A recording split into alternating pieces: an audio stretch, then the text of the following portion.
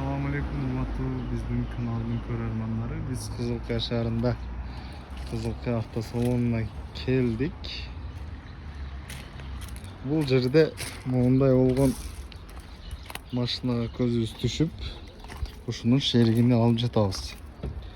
Туугандар, бунун чоңдугу К5-ларда эле бар экен.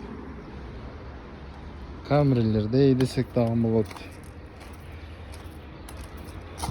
Бул ток менен жүрүүчү автоунаалар, китайский туугандар. Баасына келе турган болсок 700 миң тегерегин айтты. Азыр тактаган сурайбыз. Айдап көрдүм, өтө резвый, өтө жакшы экен. Ушунун шеригин алабыз. Могул азыр турат.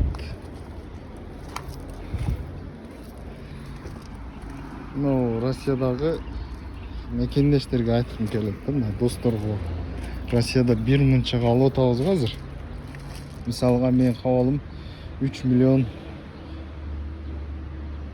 400, 3 миллион 500 ошого барат да. Андан көрө муну алсаңар, өзүм дагы совет айтып отурам да азыр.